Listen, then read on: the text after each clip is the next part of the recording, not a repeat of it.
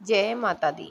माता वैष्णो देवी के भक्तों को यह जानने की इच्छा जरूर होगी कि माता वैष्णो देवी आज तक कुंवारी क्यों बैठी है। इसके पीछे एक पौराणिक कथा आती है, वह हम आपको सुनाएंगे। उससे पहले माता रानी के सभी भक्तों से मेरी विनती है कि YouTube पर मेरे चैनल को शेयर और सब्सक्राइब जरूर करें। शेयर करें ताकि माता वैष्णो देवी के ज़्यादा से ज़्यादा भक्तों तक यह जानकारी पहुंचाई जा सके। चलिए कथा को आरंभ करते हैं। त्रेता युग की बात है। दक्षिण भारत के रामेश्वरम में समुद्र तट पर एक सुंदर गांव था। रत्नाकर पंडित यही रहते थे।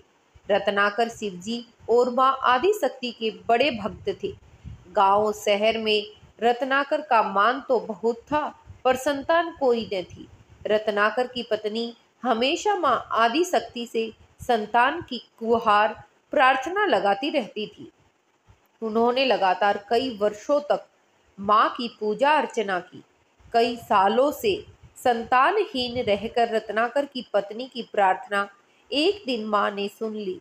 वह गर्भवती हुई तो एक रात रत्नाकर के सपने में एक बालिका ने आकर कहा, मैं तुम्हारे घर आ रही हूँ, पर एक शर्त पर।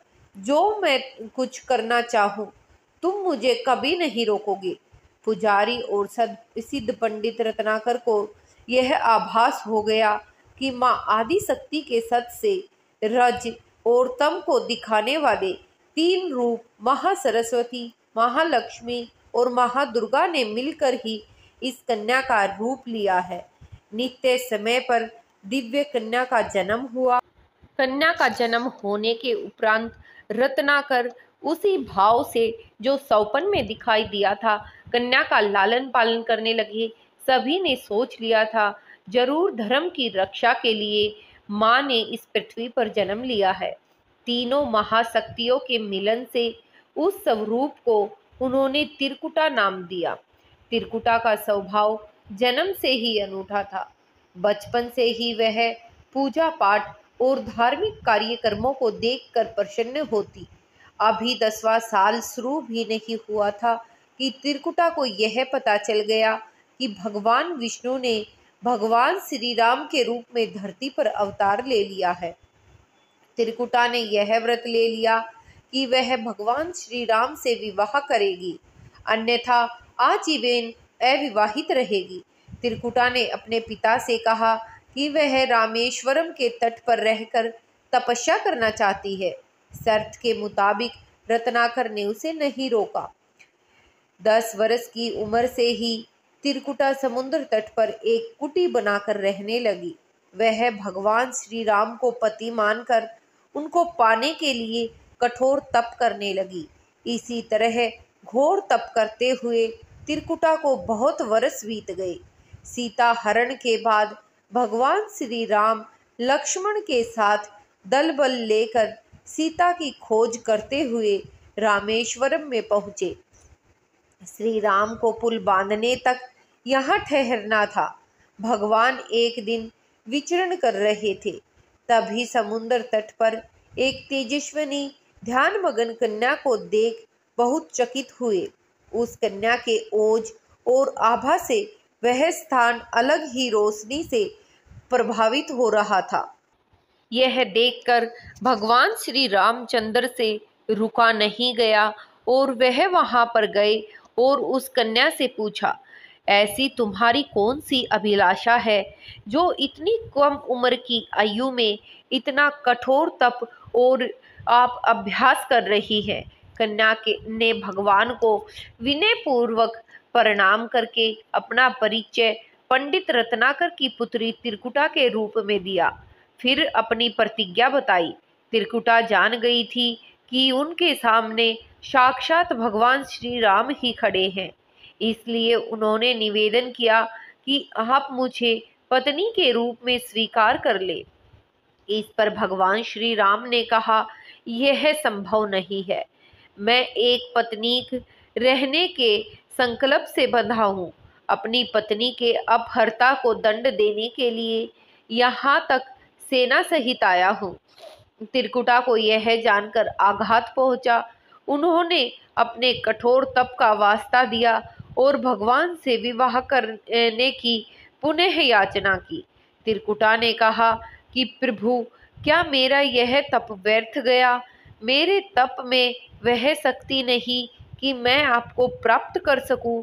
मेरा तप अभी कम है, तो मैं इसे और कठोर करूंगी और तब तक जारी रखूंगी जब तक मेरी अभिलाषा पूरी नहीं हो जाती।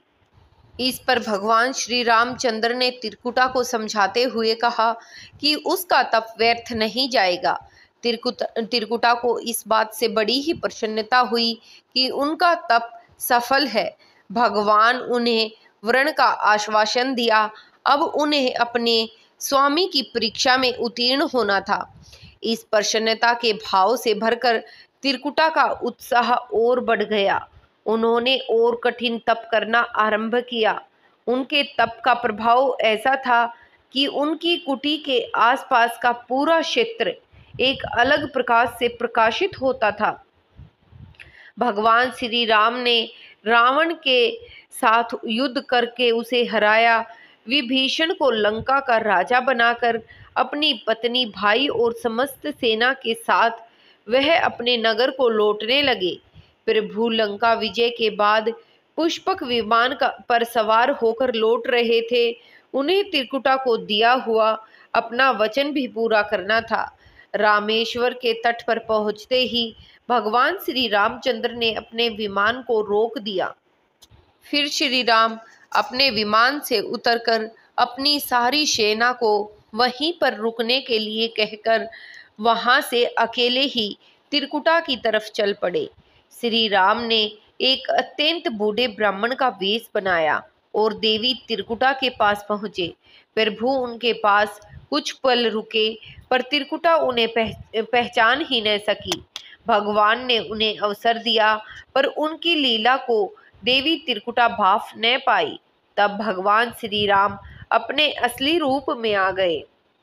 उन्होंने त्रिकुटा से कहा, देवी, मैं आपको दिए वचन के अनुसार आपके पास आया था, परंतु आप इस परीक्षा में सफल न हो पाई। वैसे भी इस जन्म में सीता से विवाह कर मैंने एक पत्नी व्रत का प्रण लिया है, इसलिए तुम्हारे साथ विवाह तो असंभव है। देवी त्रिकुटा कुछ निराश हो गई। भगवान ने उनकी मनोस्थिति को समझ लिया और मधुर वचन में बोले। भगवान ने कहा, आपको निराश होने की आवश्यकता नहीं है। आपका संकल्प पक्का है, इसलिए मैं इसे खाली नहीं जाने दूंगा। इस युग में मैं व्रतधारी होने के कारण विवश हूँ। कलयुग में मैं जब कीलक के रूप में अवतार लूंगा, तब मैं तुम्हें अपनी पत्नी के रूप में अवश्य स्वीकार करूंगा। तब तक तुम हिमालय पर स्थित त्रिकूट पर्वत पर जाकर तप करो और मेरे अवतार की प्रतीक्षा करो। भगवान ने उन्हें वरदान देते हुए कहा कि तुम भक्तों के कष्ट और दुखों का नाश करते हुए इस संसार का कल्याण करती रहो। विष्णु का अंश होने, उनके कुल में अवतार होने तथा विष्णु पूजक होने के नाते सारा संसार तुम्हें वैष्णो देवी के रूप में पूजेगा। कलयुग में तुम्हारे लिए कुछ भी अदेय नहीं होगा।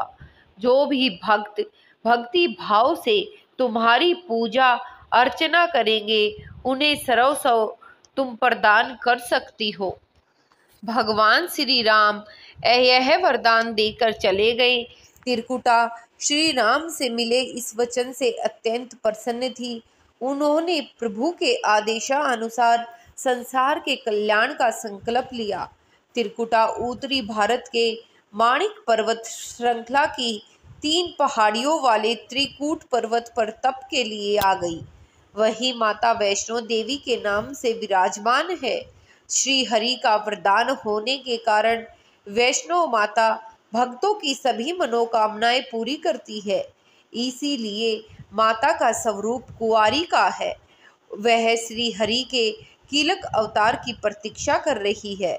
उस अवतार के बाद भगवान उन्हें स्वीकार करेंगे और संभव है माता वैष्णो देवी को किसी अन्य धाम पर भी स्थान दे और उन्हें कुछ अन्य दायित्व भी दे सकते हैं। यह कथा लोक श्रुति पर आधारित है, दक्षिण भारत में बहुत ही प्रसिद्ध है। माता वैष्णो देवी की श्रद्धा पूर्वक भक्ति के साथ आने वाले भक्तों की मनोकामनाएं अवश्य पूर्ण होती है। माता के मंदिर के ऊपर भैरवनाथ की गुफा है। यह भैरवनाथ शिव स्वरूप भगवान भैरव नहीं है, बल्कि एक अघोर हठी साधु भैरवनाथ है। भैरवनाथ को नाथ पंथ का साधक भी माना जाता है।